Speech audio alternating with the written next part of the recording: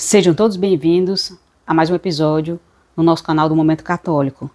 Hoje nós iremos assistir a segunda parte da retrospectiva de 2023. Nós começamos a gravar os episódios do Momento Católico a partir de junho de 2023. Então foi basicamente um semestre que vocês assistiram a 27 pessoas dando seus depoimentos, seus testemunhos. E nós vamos convidar uma pessoa que participou desses últimos episódios para convidar você a assistir a nossa retrospectiva.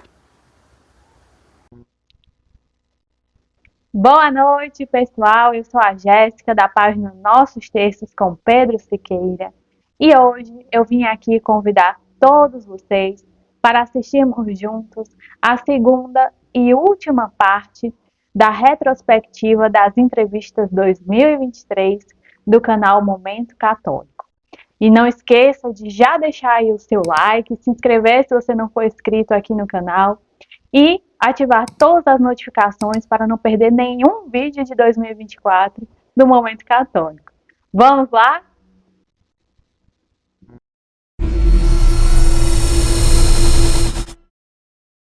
A senhora estava me contando que a senhora teve uma perda muito grande quando seu filho tinha 2 anos e que ele começou a ficar doente e que de uma hora para outra praticamente faleceu, não é isso? É. E que isso daí acabou levando a senhora para uma depressão. A senhora quase dizendo que não entendia por que tinha acontecido aquilo, né? Porque às vezes quando a mãe perde o filho, às vezes quando a mãe até vê o filho caindo, às vezes quando a mãe vê o filho doente, a mãe se sente culpada. Por que eu não estava ali naquela hora quando ele caiu? Por que eu não dei um remédio certo para ele? A senhora também ficou com algum sentimento de culpa quando seu filho faleceu também? Assim, eu fiquei assim, porque eu não sabia que ele ia falecer, né? Então, eu fiquei pensando, por que eu não levei meu filho para o hospital para saber realmente o que tinha acontecido, esse falecimento dele?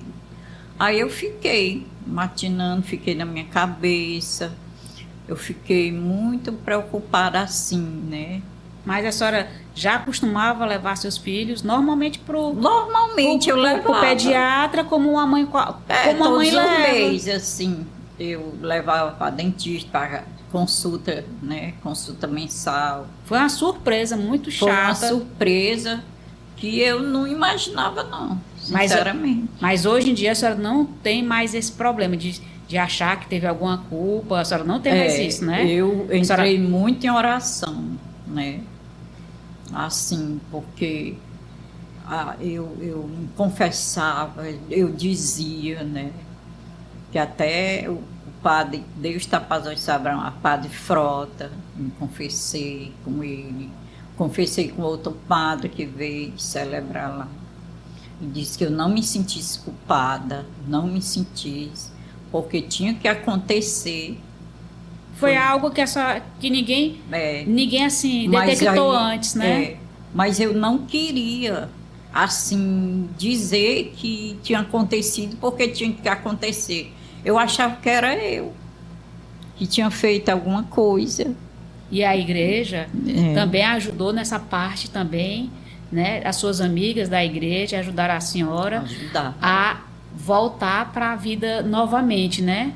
Porque a senhora entrou em depressão e aí, como é que foi essa volta? Assim, o pessoal fez uma oração pela senhora, foi um grupo de oração que a senhora entrou, a senhora pode dizer? Foi no grupo de oração, né? Que eu me senti assim, tocada, assim, voltando assim, como que eu tivesse, né? Desfalecendo e tivesse voltado ao meu normal. Eu fui voltando, mas não foi totalmente de uma vez. Foi aos poucos, com muita oração. A oração é uma força, viu? A oração, ela é poderosa. Magnólia, o que dizer para aquela mãe que está com dificuldade em prosseguir a gravidez? Procurar apoio. Procurar apoio, porque nada melhor do que um dia depois do outro, né? Às vezes você está na noite desesperada, não dorme com aquela preocupação daquela gravidez inesperada, conversa com alguém E você começa a ver aquela gravidez de uma forma diferente. Porque é muito difícil para a mulher, Vera, você imagina, a pessoa se vê diante de uma gravidez, o companheiro, a primeira coisa que diz é que não é dele, quando ela vai comunicar. Aí vem o medo de comunicar a família, porque a família às vezes já tem uma série já de problemas e preocupações.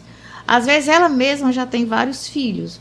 Então, se essa pessoa não tem um apoio, ela não se sente amada e sim julgada, aí pronto. Que é o que a gente tem muito cuidado na Casa Luz. Eu creio que as mãezinhas da Casa Luz, se você tiver essa oportunidade de conversar, elas são muito apaixonadas pelo projeto. É tanto que elas indicam, a gente trabalha mais com boca a boca, elas mesmas indicando, né, umas para as outras, e como elas retornam. Nós já acompanhamos umas 3 gravidezes, porque a primeira, a gente tem uma moça que é muito interessante a história dela. Ela nos encontrou diante de uma gravidez inesperada, mas não deu sim à vida, né? E saiu do radar, some. Quando ela engravidou novamente, ela nos procurou. E depois disso, ela já teve uma outra gravidez, já nos procurou. Então, a gente acompanha também, entendeu? Então, se não fosse assim, elas não se sentissem acolhidas, cuidadas, elas não voltariam, elas não retornariam e nem indicavam para outra pessoa, né? Mas elas se sentem muito acolhidas lá na casa. É o que eu gostaria de dizer, que qualquer mulher diante de uma gravidez inesperada, nos procure, converse com alguém, né? Se você tem condições, procure uma psicóloga, procure um sacerdote, né? Para conversar, porque às vezes você tá tão traumatizada, você tá tão chocada com a situação, que você não vê outra saída, a não ser interromper aquela gravidez, né? Mas na hora que você se sente apoiada, ajudada, acolhida, você muda completamente. E outra coisa. Padre, a gente que é católico, né? A gente sabe, assim, que a nossa igreja é a verdadeira, mas que existem também outras religiões. E que nosso povo também, ele é um pouco, assim, ignorante na fé. Pode não ter vindo de uma família que tenha ensinado o suficiente de catequese, talvez a catequese não tenha sido suficiente mesmo. O que é que o senhor poderia dizer para aquelas pessoas que são católicas, vão para a missa aos domingos e durante a semana vão para outras religiões, por exemplo, vão para igrejas evangélicas assistir culto, ou até mesmo vão para centros de umbanda ou para espiritismo? O que é que o senhor diria para essas pessoas? Se convertam. Nós sabemos que a plenitude da fé está na Igreja Católica, né? Basta a gente estudar um pouco a Lumen Gentium. Tem sementes de fé em todas as religiões, mas a plenitude da fé está só na Igreja Católica, porque foi a igreja deixada por Jesus Cristo. Então, nós não podemos ser aquilo que eu chamo de católicos raimundos. Quais são os católicos raimundos? Espero que meu pai não escute, porque o nome dele é Raimundo. Católicos raimundos são aqueles que estão com um pé em Deus e um pé no mundo, né? Nem são uma coisa, nem são outra. Nós não podemos ser católicos raimundos. Nós não podemos estar com um pé aqui e um pé lá. Nós temos que estar com os 2 pés firmes em Cristo.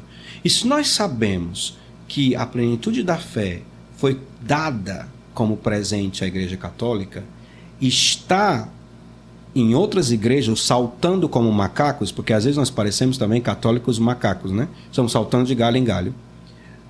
Nós estamos perdendo a possibilidade de deixar que o Espírito Santo nos convença e que nos faça crescer e ser santos.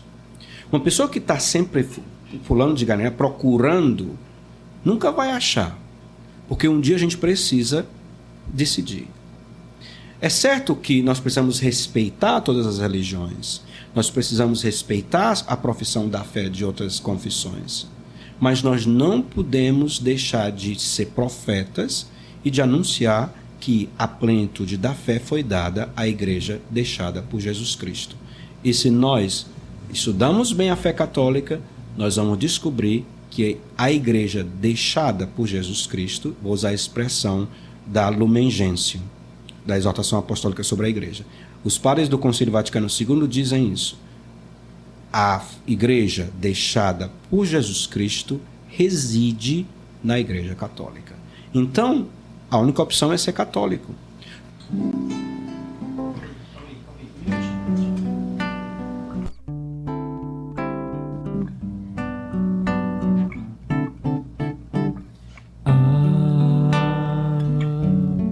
Como é bom sentir a doce paz e o amor que é suave e me leva a sorrir.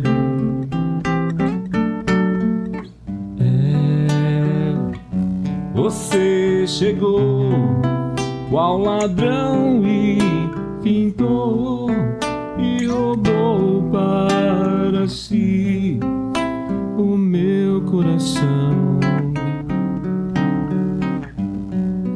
E agora, sem forças, eu sou prisioneiro do mais belo amor, do doce Jesus,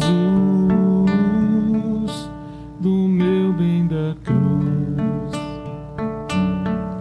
Jesus.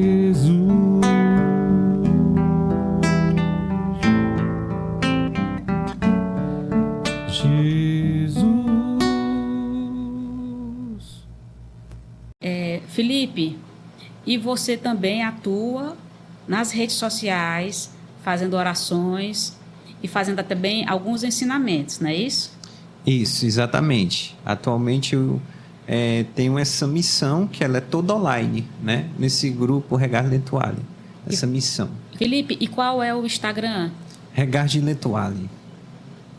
Felipe, não sei se você pode me responder essa pergunta, mas eu acho que às vezes a gente crescia, né, nas nossas famílias assim, cuidado por onde vocês andam, porque talvez o anjo da guarda não entre em certos lugares que vocês estão entrando.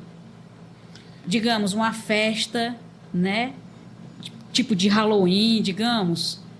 Será que o anjo da guarda vai nos acompanhar numa festa dessas? Os anjos da guarda, eles nos protegem, mas eles também nos respeitam. E eles têm um forte temor a Deus. Então, alguns locais, eles não acompanham os seus protegidos. Inclusive, por exemplo, até mesmo pela televisão, né? Quando a pessoa acessa pela televisão alguma coisa que ofende o coração de Deus, os anjos, inclusive o anjo da guarda, se retira naquele momento e ali se aproxima os anjos decaídos, né? Naquele momento ali. Porque os anjos, embora eles nos protejam, né, eles têm um forte temor a Deus. Tudo aquilo que fere o coração de Deus afasta a presença do nosso anjo da guarda. E eles respeitam o nosso livre-arbítrio, né? Renato, quando a gente começou a colocar assim algumas coisas em destaque aqui no quarto, né, nesse pequeno estúdio aqui do Momento Católico, a gente começou a colocar alguns quadros seus. Por exemplo, aqui atrás de mim tem um quadro de São Francisco, né? Atrás do Renato tem um quadro de Santa Luzia. Mas aqui ao lado aqui do Renato tem dois quadros também, que é de Padre Pio e de Nossa Senhora. Aqui também tem um quadro de Padre Pio e um quadro de São Miguel. Aqui atrás de mim tem dois quadros de Padre Pio. Renato, assim, você aplicou várias técnicas aqui nesses quadros aqui, certo? Por exemplo, Santa Luzia, como é que você fez? É o único colorido aqui, além de São Miguel. O quadro de Santa Luzia, ele é um desenho, embora ele seja colorido, ele não foi pintado com tinta. Eu usei lápis de cor aquarelado, que se pode usar como tinta, mas eu não usei água para diluir o traço do lápis. Então ele é eu considero que ele seja um desenho e não uma pintura. Ele foi usado num papel que é próprio de aquarela. Eu não estou me recordando aqui o nome do papel, mas é um papel bem famoso ele é próprio para receber aquarela. Se eu quisesse pintar nesse papel, daria certo. Em vez de fazer um desenho, como eu fiz, por exemplo, o quadro de São Miguel, foi no mesmo tipo de papel e foi pintura. Eu usei a tinta, no caso de São Miguel, eu usei uma tinta aquarelada. O de São Miguel, o original, ele está na Paróquia Jesus Maria José. Renato, e em relação à evangelização pelas redes sociais, qual é a rede social que você evangeliza? Eu utilizo o Instagram para evangelizar.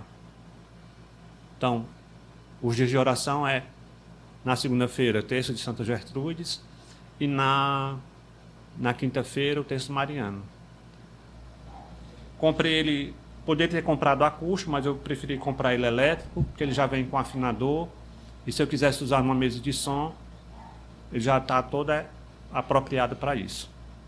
Então, é um instrumento que é leve, não é pesado, não é grande. Quando ele chegou em casa, eu pensei que ele fosse maior, e quando eu vi o tamanho da caixa que o cara me entregou, eu fiquei impressionado. Vale, é pequeno. Mas é bem suave, bem gostoso de tocar. Era isso mesmo que você queria, então? Era. Faz quantos meses que você está tocando? Tem 2 meses. 2? 2. Eita. Tem 2 meses já.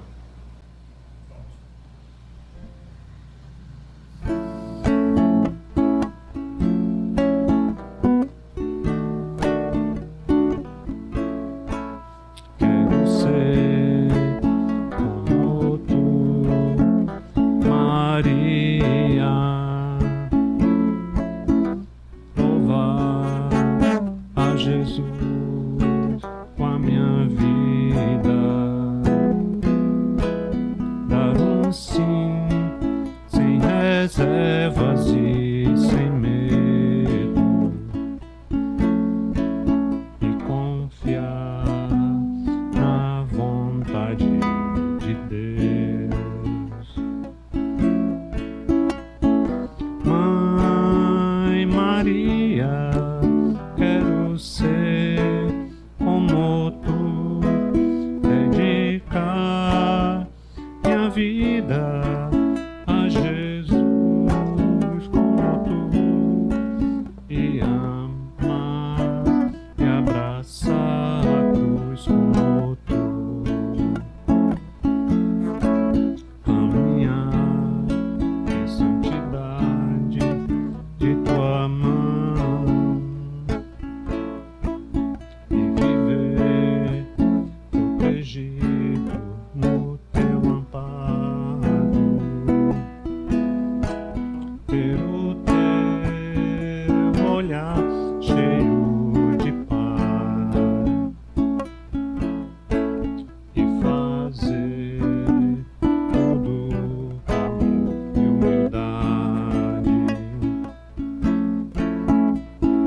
Mãe Maria, quero ser como tu, dedicar minha vida a Jesus como tu, e amar e abraçar a cruz como tu.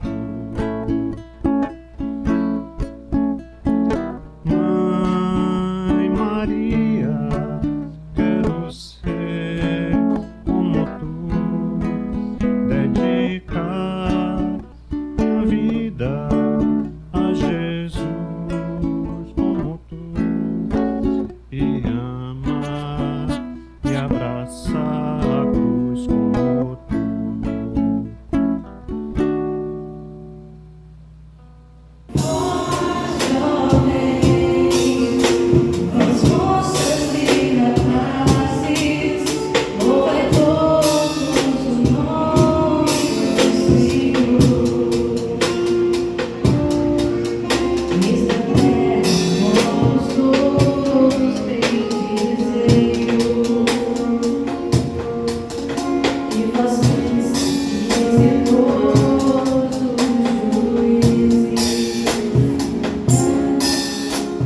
Então, gente, eu lembrei do sonho dela, né, da médica que deu uma injeção dentro do olho.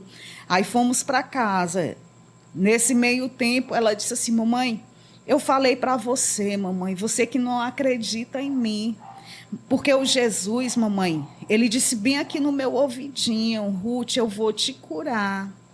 Porque esse foi o primeiro sonho dela, né? Quando ela disse, quando a gente chegou, depois da extração do olho dela, ela chegou para mim, acordou na madrugada, também gritando: mamãe, mamãe.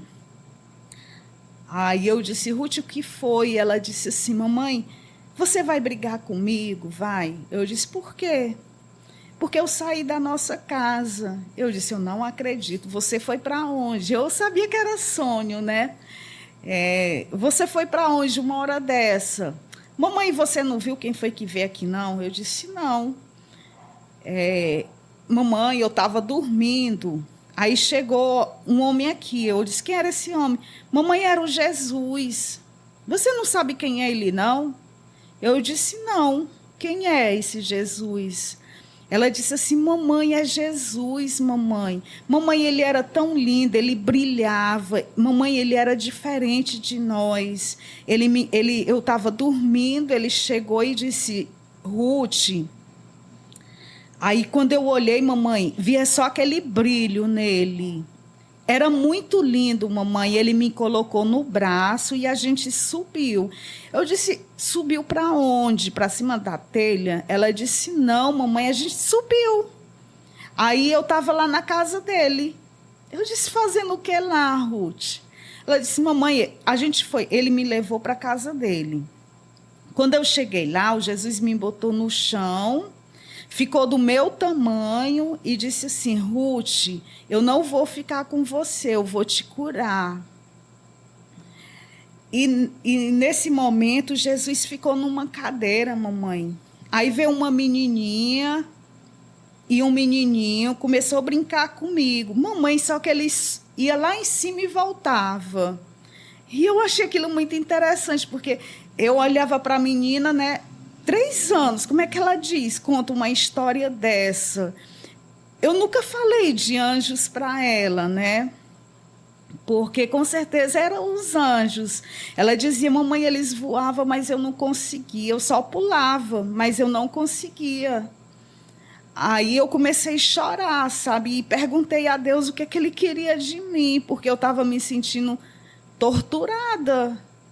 Porque o médico dizia uma coisa e a Ruth, desse tamanho, fala outra coisa totalmente o contrário.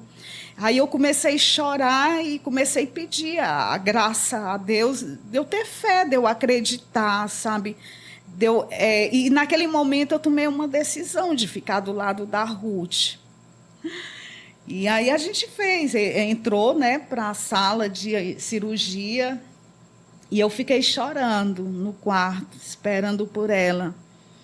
Aí, quando chegou uma mulher, sem dizer nada, ela só me entregou uma imagem. Aí, ela me entregou essa imagem e saiu. Aí, quando eu olhei, gente, a imagem era incrível, sabe? Tinha Nossa Senhora, uma criança no braço e ela com um copo na mão. Aí eu já fiquei assim muito encantada, meu Deus do céu, porque a Ruth contava essa história lá no princípio, sabe? Que quando ela tinha ido na casa do Jesus, uma mulher muito linda tinha colocado ela no braço, beijava e abraçava ela. E ela tinha um copo que tinha chá dentro. Aí ela disse: Ruth, você só precisa beber esse chá, porque você já foi curada. E aquilo falou tanto comigo, sabe? Aquela imagem, assim, um sinal de Nossa Senhora. E quando a Ruth retornou, no outro dia, que ela já não estava mais o efeito da anestesia, aí eu não disse nada, eu só mostrei a imagem a ela. Ela disse assim: e quem foi que tirou a nossa foto? Sabe, eu achei incrível, assim, vendo assim, que Nossa Senhora estava sempre presente, e ela sabe? se lembrava, né? E ela lembrava quem bateu a nossa foto. Ela tinha certeza que ali era ela. Depois eu descobri que é a imagem Nossa Senhora dos Remédios, né? Que tem uma criança e um copo na mão.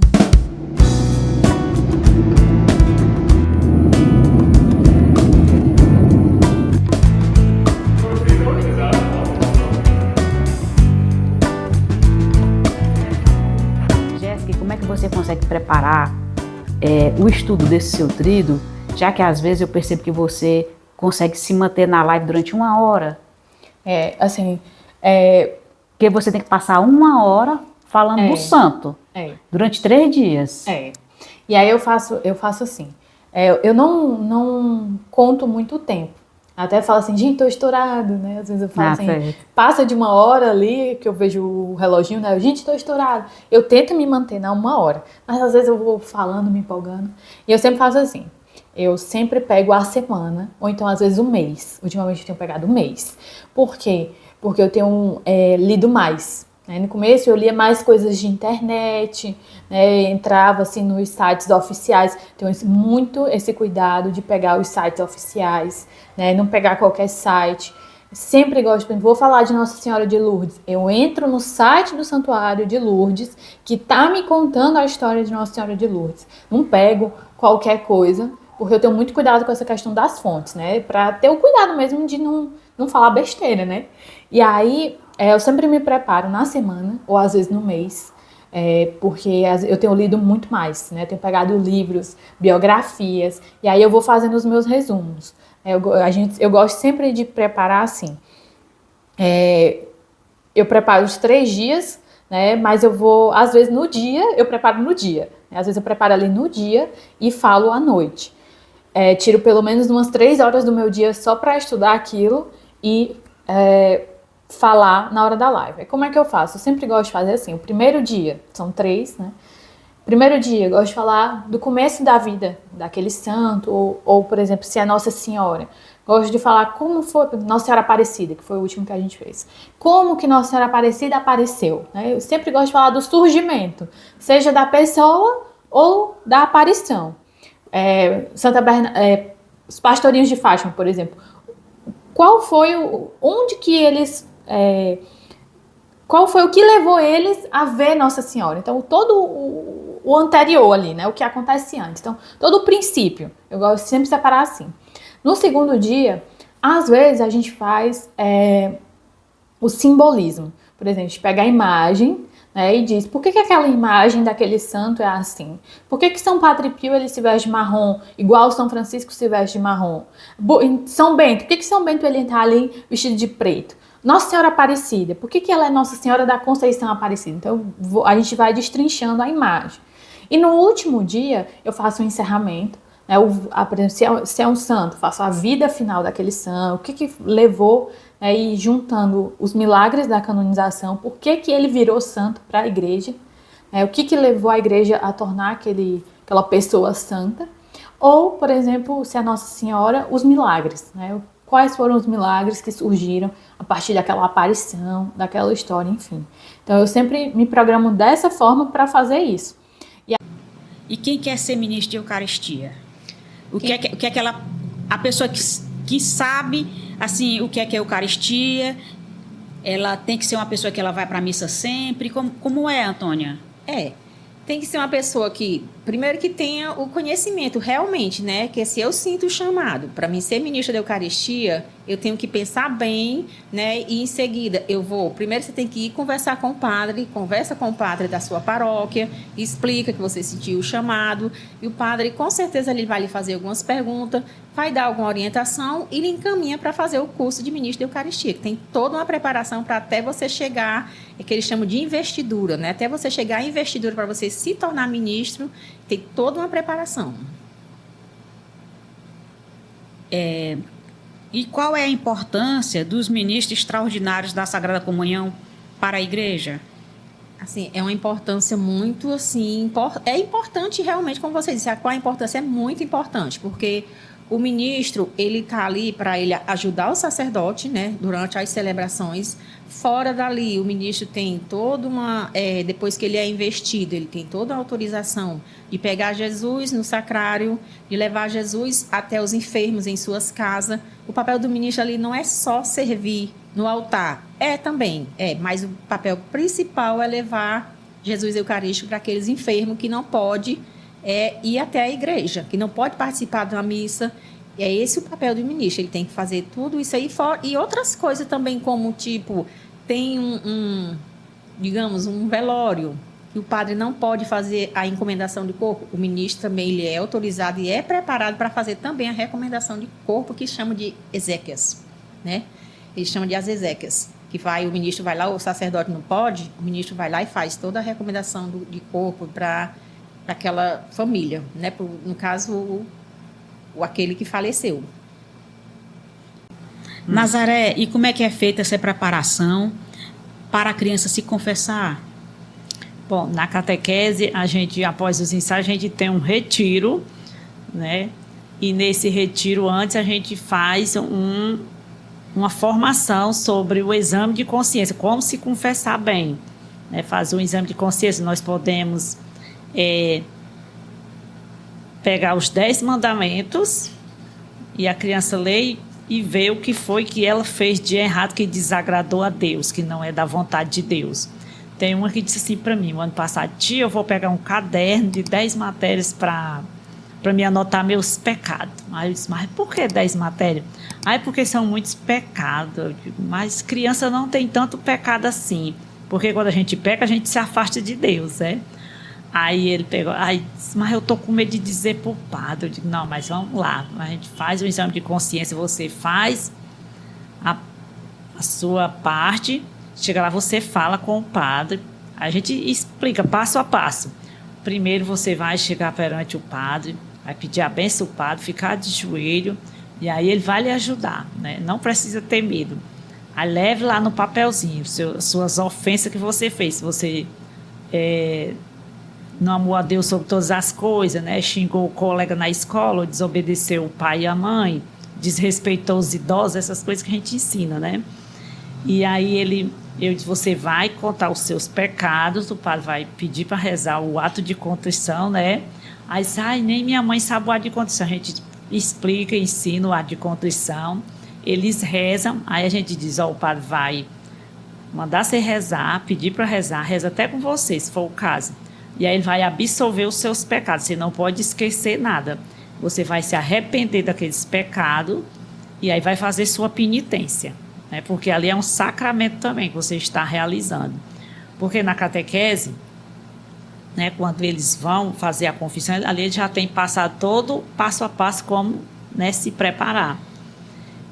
Dona Chaguinha, a senhora é conhecida lá na paróquia, né, do Vila União, como aquela senhora que todo ano organiza a coroação de Nossa Senhora. E que ano começou a senhora começou sozinha? A senhora começou ajudando alguém a fazer a coroação? Foi em 47. A gente fazia, não tinha nada, era no escuro, não tinha luz, a gente fazia por meio de quermesse. A gente fazia uma quermessazinha de ali, a gente fazia, as prendas era broche, era grampo, alfinete, a gente puxava um cordãozinho para tirar. E ali naquele negocinho foi formada a coroação. Aí comecemos a coroação, os trajos só foram 6 trajos. Aí a fundadeira era afinada, aí na casa era afinada Nenê, afinada Sara, afinada Judite. Eram as responsáveis pela coroação. E eu era pequena, mas a gente ajudava. Tirar a novena, a ladainha se cantava era em latim. A gente não sabia ler, mas cantava. O que era cantado em latim? Latim, a ladainha? A ladainha.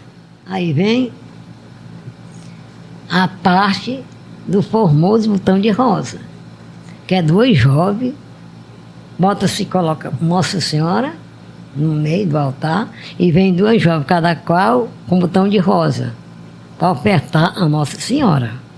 Aí uma que diz: formoso botão de rosas, que nasce ao romper do dia, tão pura, cheia de graça, eu vos saúdo, Maria.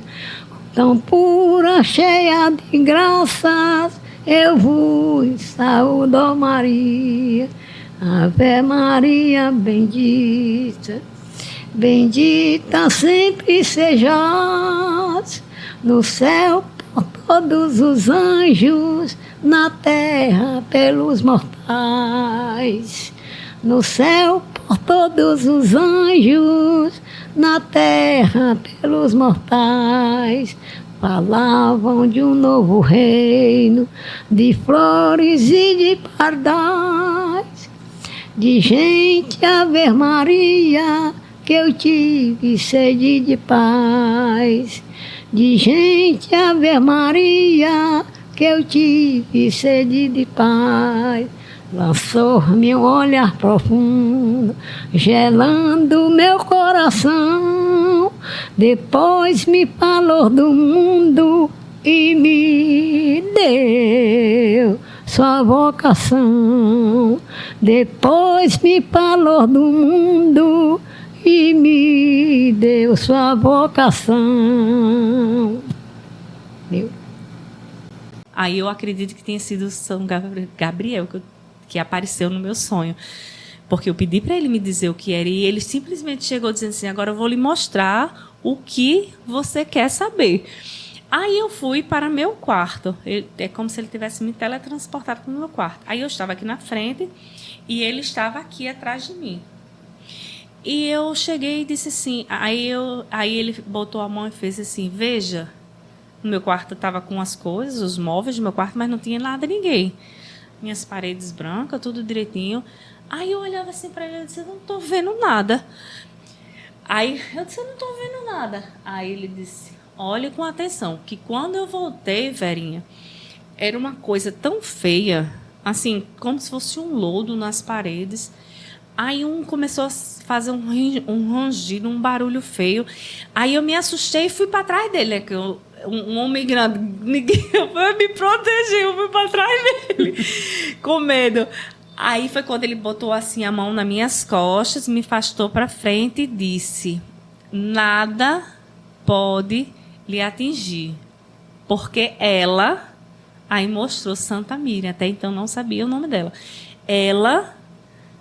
Aí ele veio para minha frente e fez: lhe ungiu com o óleo. Aí, pum, eu acordei. Aí eu acordei, aí eu fiquei na minha cabeça: quem é essa freira? Quem era essa freira? Aí era uma freira, com uma roupa preta e uma capa assim por cima. Eu digo: quem é essa freira? Aí eu digo, botei freira. Freira, fui pesquisar no Google, mas só aparecia Santa Teresinha do Menino Jesus. Aí eu digo: mas não tem cabimento. Não, meu Deus do céu, mas quem é essa freira? Quem é essa freira? Quem é essa freira? Não sabia quem era essa freira. Estava tendo o período justamente da quaresma de São Miguel Arcanjo.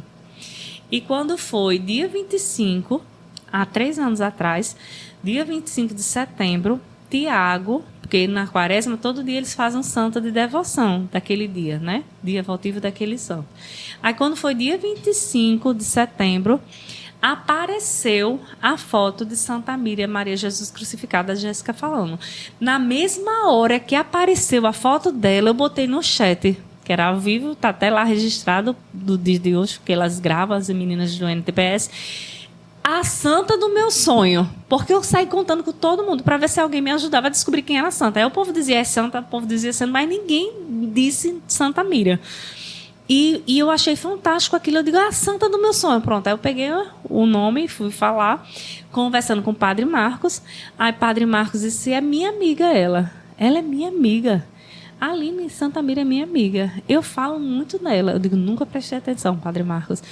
Agora me diga, que óleo é esse de Santa Miriam? Aí ela disse: Aline, eu não sei. Não sei que óleo é esse. Nunca ouvi falar desse óleo de Santa Miriam. Não sei de nada de Santa Miriam. Também, né? Esqueço. Inclusive, lá no meu caderninho, tem os desenhos e tudo das minhas visões. Eu desenho do meu jeitinho, mas eu desenho para mim não esquecer nenhum detalhe das minhas visões. E aí, eu levei para ele. Aí, como se, de uma forma muito particular, vem um vento muito forte e vira assim as páginas e cai bem em cima da foto de Santa Miriam Maria Jesus Crucificado, porque eu imprimi e botei. Eu fui contar do meu sonho e imprimi a foto dela. Aí ele fez assim: isso é Santa Teresinha, Aline? Aí eu disse: não, é Santa Miriam Maria Jesus Crucificada. Aí ele regalou os olhos e botou a mão na boca. Você conhece ela? Aí eu digo, conheço. Aí fui contar meu sonho, mostrei o papelzinho que eu tinha anotado tudo. Da mesma forma que eu contei a você, eu contei a ele. Para esse padre. Cônego José Mário. Aí ele fez, espera aí só um minutinho. Foi lá dentro, voltou. Aí trouxe uma caixinha assim de ferro e um outro saquinho. Aí disse assim, eu estive na Terra Santa, cheguei há 15 dias e visitei o convento fundado por Santa Miriam, lá em Belém. E a freira, a Madre Superior, me deu um cacho do cabelo dela. Aqui é o cacho de Santa Miriam. E aqui eu vou dar para você uma relíquia de Santa Miriam e a outra você dá para o padre que lhe apresentou Santa Miriam, que foi justamente padre Marcos Mendes. E ele me deu um frasco do óleo de Santa Miriam. Ele disse, eu não sei por que eu trouxe esse óleo junto com essa relíquia aqui, essas duas relíquias. Mas eu trouxe, porque eu estava muito satisfeita porque eu trouxe um pedaço do cabelo da santa. Porque a relíquia que os padres ganham é essa. Mas ela me deu essa outra. E agora eu entendi que era para dar a você. Porque onde vem uma rajada de vento dessa para parar em frente à foto dela? E você trazer esse caderno para me ver. E contar essa história para mim. Aí eu tive aqui em setembro, agora desse ano, junto com os peregrinos. E eu trouxe esse óleo para que Padre Marcos, que ele é amigo dela, pedi que ele ungisse todo mundo com óleo de Santa Miriam. E assim ele ungiu todo mundo com o óleo de Santa Miriam. Não sei se o intuito dela era esse, mas eu fiz isso aí. E essa é a minha relação com a minha amiga Santa Miriam. Que se estendeu até os peregrinos, né? Com essa bênção do óleo. Sim. E a senhora tem, assim, algum testemunho para contar, algum milagre na sua vida que aconteceu? Eu tenho vários, mas tem um que foi muito marcante, que foi numa época muito difícil da minha vida, que eu tive um câncer de mama e uma dermatite. No tratamento do câncer, eu adquiri uma dermatite nas mãos e nos pés, uma doença muito horrível, muito ruim, que eu não desejo nem para o meu pior inimigo. É muito ruim mesmo. Como é essa dermatite? Dermatite é nos pés e nas mãos, é como se eu tivesse com as mãos dentro de uma panela de água fervendo e coçando muito e doendo muito, inchou minhas mãos, meus dedos eram tudo vermelho, cheio de bolha nos pés e nas mãos. Eu fiquei que eu não podia nem comer. Até para pegar o garfo era na pontinha dos dedos, que eu não podia pegar nem no garfo para comer. E eu sofri muito. E já fazia uns 2, 3 dias que eu nem dormia de noite. E eu acordei um dia muito fragilizada, muito sofrida, e eu, assim, um pouco como se eu estivesse revoltada. Hoje eu até me arrependo disso. Aí então eu disse, não tem Deus, não tem Jesus, não tem Nossa Senhora, não tem santo, não tem nada. Revoltada assim, com muito sofrimento. A gente pede a um, pede a outro, ninguém responde, ninguém atende. Não tem Deus não, não tem Jesus não tem Nossa Senhora não tem santo não. E aí chorei muito. E quando foi, assim, lá para as 11 horas, todo mundo foi almoçar, e como eu não podia comer, não tinha fome, não podia pegar num garfo, nem na faca, nem na colher, nem nada, fui dormir. Deitei e fui dormir, desculpa a emoção. Aí, a doença cansa, né? A dor cansa, né? É muito sofrimento. Só quem tem dermatite sabe o que é uma dermatite. Então eu me deitei para dormir. Me deitei e fiquei ali tentando dormir, que já fazia uns 2 dias, 3 dias que eu não dormia, nem comia. E aí eu sonhei. Quando eu cochilei, eu sonhei que eu estava assim num lugar muito diferente do mundo. Era um lugar que eu nem sei explicar como era um lugar assim, um cimento no chão, era um cimento assim rústico, um chão rústico, umas colunas de pedra, um lugar assim lá mais distante, tinha assim uns homens tocando uma sanfona, e muita gente conversando. E nisso passou um homem. Passou um homem com uma túnica branca e barbudo. Barbudinho, a barba rala e cabeludo, com o cabelo assim até os ombros. E esse homem, quando ele passou, eu olhei e eu disse assim, esse homem é Jesus. Eu disse só para mim mesmo, eu disse, esse homem é Jesus. Aí quando eu vi, ele já estava abraçado comigo. E quando ele passou, aí eu não vi mais. Aí no mesmo instante, ele já estava abraçado comigo. Assim, por trás, abraçado aqui, com a mão no meu ombro, assim. E com a mão assim, os 2 dedos assim, e abraçado comigo e rindo muito. E eu chorando muito, muito emocionada, chorando muito, e eu dizia, o Senhor é mesmo Jesus, o Filho de Deus, olhando assim para ele. E ele disse, me escute. Aí eu perguntei novamente, o Senhor é mesmo Jesus, o Filho de Deus vivo? E ele disse, me escute, rindo, ele só fazia rir e me escute. Ah, mas é de uma simplicidade tão grande que me impressionou. E eu perguntei novamente, o Senhor é Jesus, o Senhor é mesmo Jesus, o Filho de Deus vivo? Chorando muito. Aí ele disse, mais enérgico, ele disse, me escute. Olhe, eu lhe amo muito, estou com você o tempo todo. Aí, não vi mais. Não, aí ele saiu, eu vi quando ele passou assim, mas aí eu não vi mais. Aí me acordei. Eu me acordei, e aí me levantei e fiquei pensando, meu Deus, seria Jesus, eu não sou digno, não pode ser Jesus, eu não sou digno. Eu falei um bocado de coisa aqui que ofendia Jesus e ele veio me abraçar e me dizer isso, não pode ser Jesus, não pode. Eu fiquei naquela dúvida, aí fui falar com uma evangélica, contei para ela. Depois, no outro dia, passou bem uma semana, eu contei para ela, e ela disse, vixe, será que era mesmo Jesus? Essa senhora já até morreu.